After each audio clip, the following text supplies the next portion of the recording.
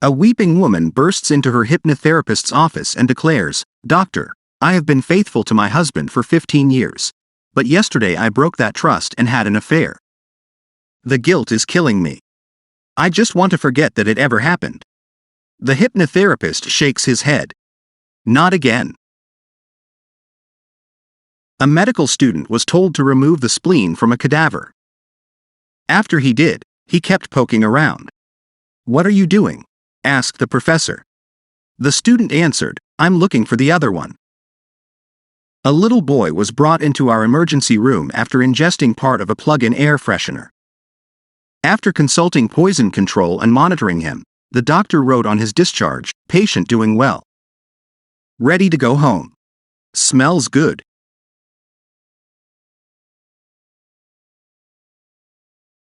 My mother was rushed to the hospital following a serious tumble. There, the staff placed a band around her wrist with large letters warning, "Fall risk." Unimpressed, Mom said to me, "I'll have them know I'm a winter, spring, and summer risk too." Lenny tells the psychiatrist, "Every time I get into bed, I think there's somebody under it. Come to me 3 times a week for 2 years, and I'll cure your fears," says the shrink. "And I'll charge you only $200 a visit." Lenny says he'll think about it. 6 months later, he runs into the doctor, who asks why he never came back. "For $200 a visit," says Lenny.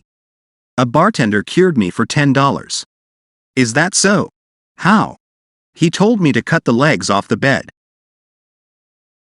Last Valentine's Day, I arrived at the doctor's office where I work as a receptionist to find a mystery man pacing up and down holding a package. As I got out of the car, he declared warmly, "I have something for you." I excitedly ripped open the bundle. It was a urine sample. My neighbor's boat has a peculiar name, Innuendo. After failing to divine some deep, hidden meaning, I asked him how he came up with the name. He answered, "My wife works for a proctologist." At the dentist's office for oral surgery, I was handed a couple of forms to fill out. As I signed the first one, I joked with the receptionist, "Does this say that even if you pull my head completely off, I can't sue you?" "No, that's the next sheet," she said. "This one says you still have to pay us." A scientist tells a pharmacist, "Give me some prepared tablets of acetylsalicylic acid." "Do you mean aspirin?" asks the pharmacist. The scientist slaps his forehead. "That's it," he says. "I can never remember the name." I overheard 2 EMT volunteers talking about the time they went to the aid of an elderly man. As one took down his information, the other opened his shirt to attach EKG cables. "Any history of heart trouble?" asked the first volunteer. "None," said the patient. Looking at the telltale scars of bypass surgery, the second volunteer wasn't so sure. "In that case," he said, "do you remember when the lion attacked you?" After practicing law for several months, I was talking with my brother, John, a doctor. "My work is so exciting," I said. "People come into my office, tell me their problems and pay me for my advice." As older brothers will, John took the upper hand. "You know," he said, "in my work, people come into my office, tell me their problems, take off all their clothes and then pay me for my advice." I'd just come home from my 6th medical appointment of the week with 1 more to go, so I was in a lousy mood when my daughter called. After I recited my woes, my daughter said, "Well, 7 doctors is better than 1 coroner." Doing rounds, a new nurse couldn't help overhearing the surgeon yelling, "Typhoid. Tetanus. Measles. Why does he keep doing that?" she asked a colleague. "Oh, he likes to call the shots around here." My mother has tried her hand at several careers, some even concurrently. Imagine the surprise of both the hospital patient and my mom when the patient awoke after surgery and, upon seeing who her nurse's aide was, yelled, "What are you doing? You're the woman who helped me pick out interior paint colors." Our nephew was getting married to a doctor's daughter. At the wedding reception, the father of the bride stood to read his toast, which he had scribbled on a piece of scrap paper. Several times during his speech, he halted, overcome with what I assumed was a moment of deep emotion. But after a particularly long pause, he explained, "I'm sorry. I can't seem to make out what I've written down." Looking out into the audience, he asked, "Is there a pharmacist in the house?" Colonoscopies are important medical procedures that have saved lives. And yet they're as popular as, well, a colonoscopy. Here are comments purportedly made by patients to physicians during their procedures. "Now I know how a Muppet feels. Could you write a note for my wife saying that my head is not up there? Any sign of the trapped miners, Chief? I just met the coolest gynecologist. He's an OBGYOB.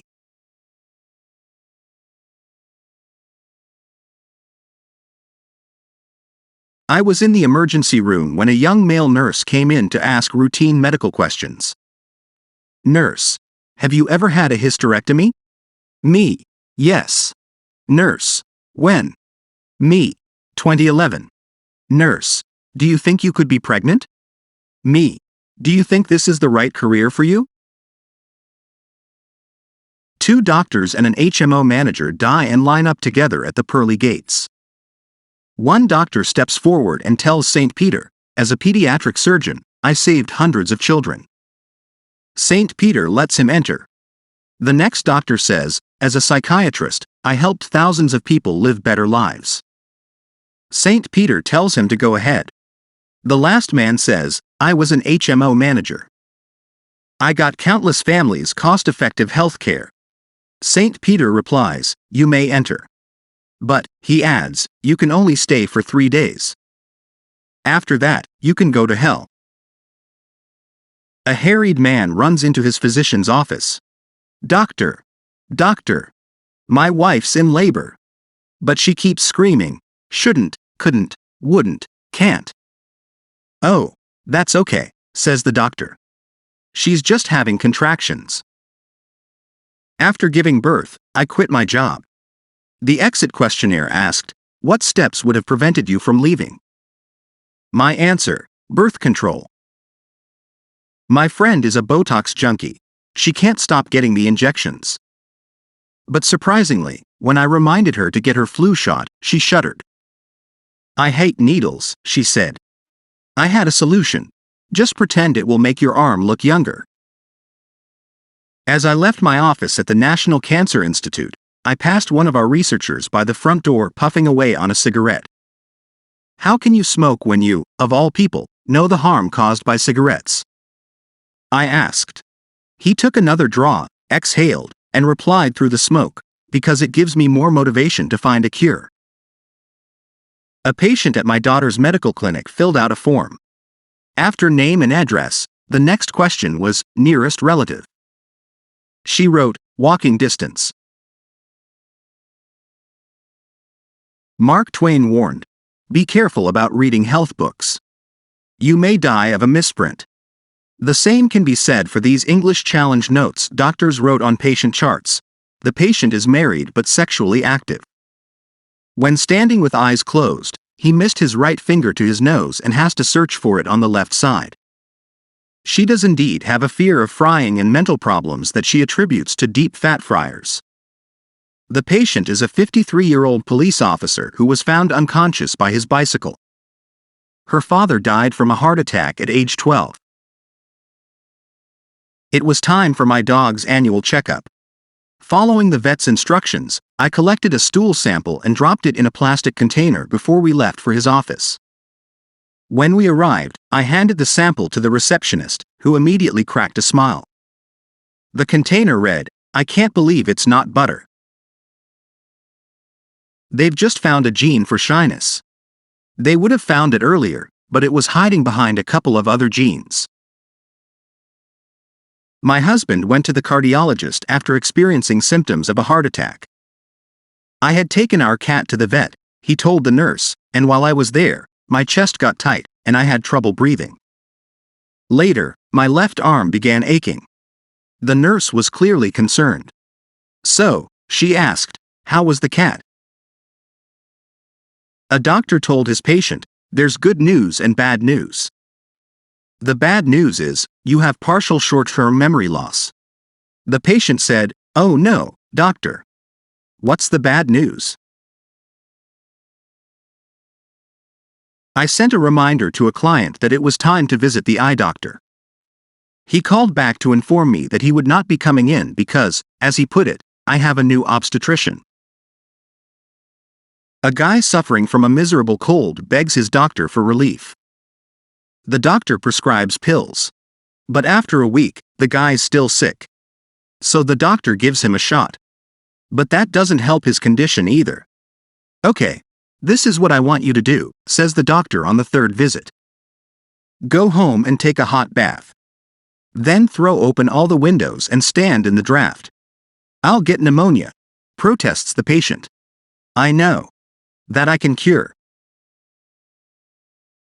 My paramedic team was called to an emergency.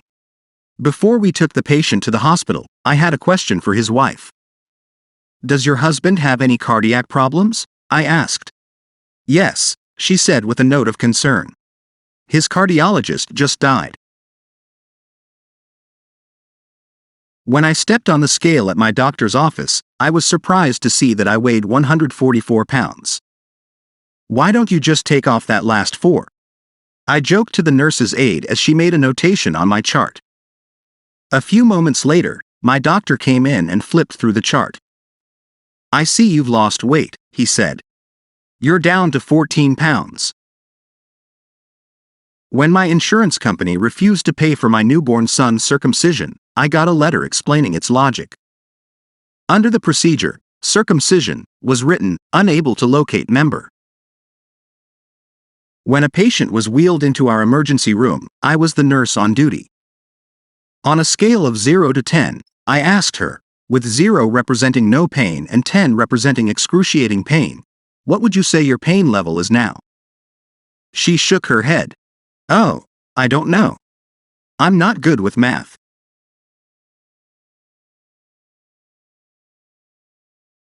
My doctor took one look at my gut and refused to believe that I work out. So I listed the exercises I do every day: jump to conclusions, climb the walls, drag my heels, push my luck, make mountains out of molehills, bend over backward, run around in circles, put my foot in my mouth, go over the edge, and beat around the bush. When my 3-year-old was told to pee in a cup at the doctor's office, he unexpectedly got nervous. With a shaking voice, he asked, "Do I have to drink it?"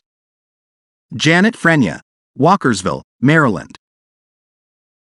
Harry went to his doctor on Thursday to review his test results. The doctor told him, "I have good news and bad news. Good news is you have 48 hours to live," he said to Harry. "Bad news is I should have told you on Tuesday."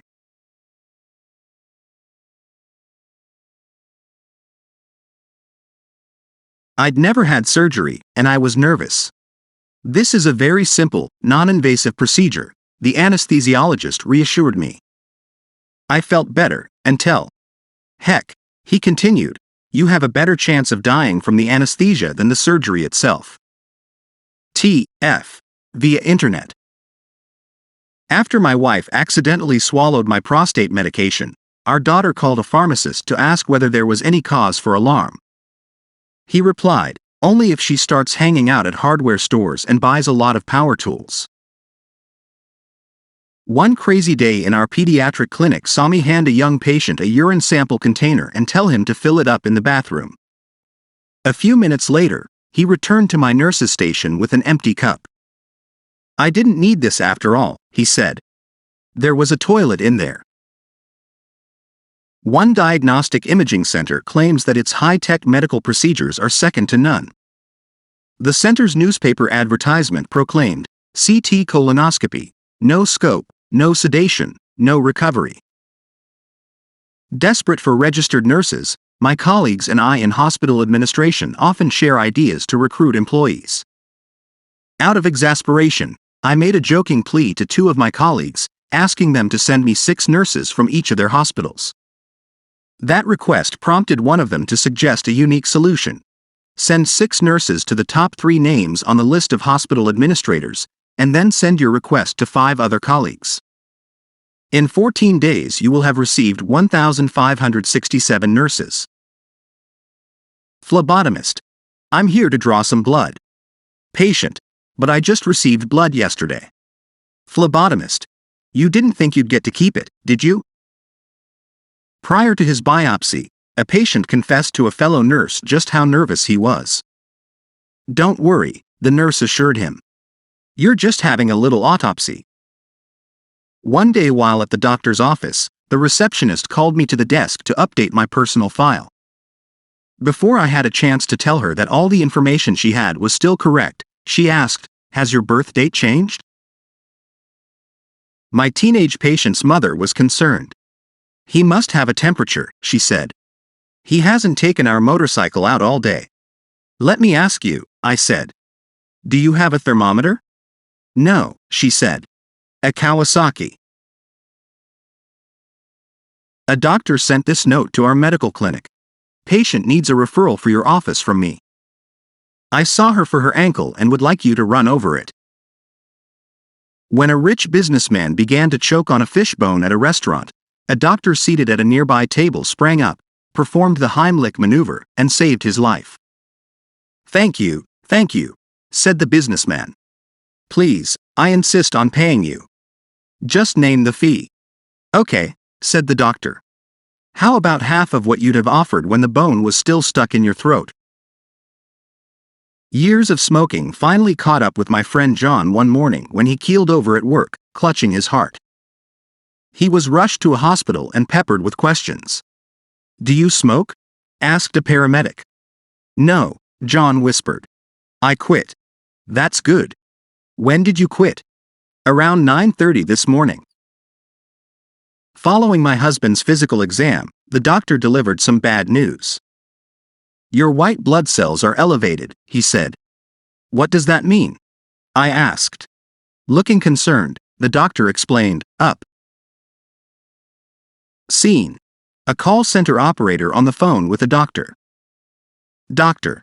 If you don't turn my cell phone back on today, I'll tell the families of my patients and their lawyers that you are responsible for my patients' deaths because I couldn't be reached. Operator. Sir. If you are expecting your patients to die, perhaps they should switch to a different physician. Visiting the psych ward, a man asked how doctors decide to institutionalize a patient. Well, the director said, we fill a bathtub, then offer a teaspoon, a teacup and a bucket to the patient, and ask him to empty the tub. I get it, the visitor said. A normal person would use the bucket because it's the biggest. No, the director said. A normal person would pull the plug. Proofreading an instruction manual for a hospital ventilator, I did a double take when I came across this questionable troubleshooting tip. If the problem persists, replace patient immediately. As I was admitted to the hospital prior to a procedure, the clerk asked for my wrist, saying, I'm going to give you a bracelet. Has it got rubies and diamonds? I asked coyly. No, he said. But it costs just as much. Two campers are hiking in the woods when one is bitten on the rear end by a rattlesnake. I'll go into town for a doctor, the other says. He runs 10 miles to a small town and finds the only doctor delivering a baby. I can't leave, the doctor says. But here's what to do. Take a knife, cut a little X where the bite is, suck out the poison and spit it on the ground. The guy runs back to his friend, who is in agony. What did the doctor say? The victim cries. He says you're gonna die. After a checkup, a doctor asked his patient, is there anything you'd like to discuss? Well, said the patient, I was thinking about getting a vasectomy. That's a big decision. Have you talked it over with your family? Yes, we took a vote, and they're in favor of it 15-2. Dr. Smith asks his patient, which do you want first, the good news or the bad news? The patient replies, give me the good news. Dr. Smith says, you're about to have a disease named after you. 3 guys are fishing when an angel appears. The first guy says, I've suffered from back pain for years. Can you help me? The angel touches the man's back, and he feels instant relief. The second guy points to his thick glasses and begs for a cure for his poor eyesight. When the angel tosses the lenses into the lake, the man gains 20/20 vision. As the angel turns to the third fellow, he instantly recoils and screams, "Don't touch me. I'm on disability." My wife, a phlebotomist at the Denver VA hospital, entered a patient's room to draw blood. Noticing an apple on his nightstand, she remarked, "An apple a day keeps the doctor away, right?" "That's true," he agreed. "I haven't seen a doctor in 3 days." Larry Jensen, Englewood, Colorado. Patient in to at 0400 with no complaints. "I have been having chest pain for 4 months, but I am not having chest pain now. The reason I'm here now is because I heard that 4 a.m. is the best time to come cause there are not that many people.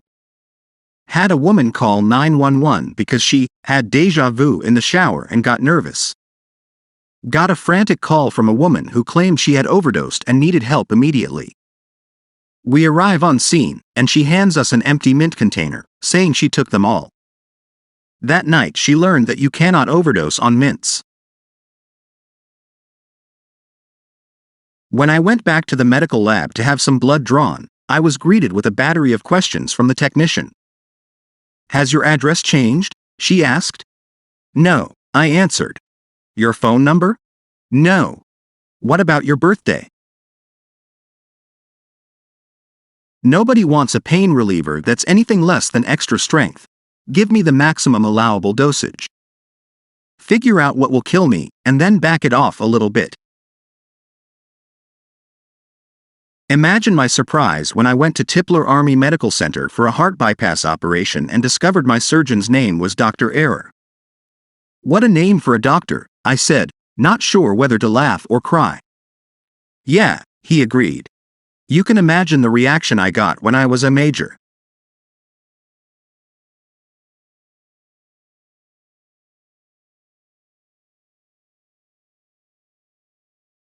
A therapist has a theory that couples who make love once a day are the happiest. So he tests it at a seminar by asking those assembled, "How many people here make love once a day?" Half the people raise their hands, each of them grinning widely. "Once a week?"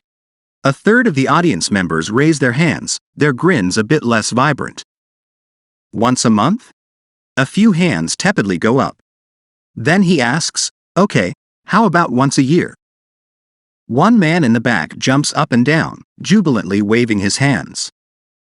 The therapist is shocked. This disproves his theory. If you make love only once a year, he asks, "Why are you so happy?"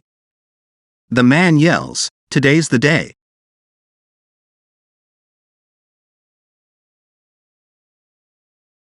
Our doctor's office called to let my husband know that the results from his blood tests came back and he was just fine.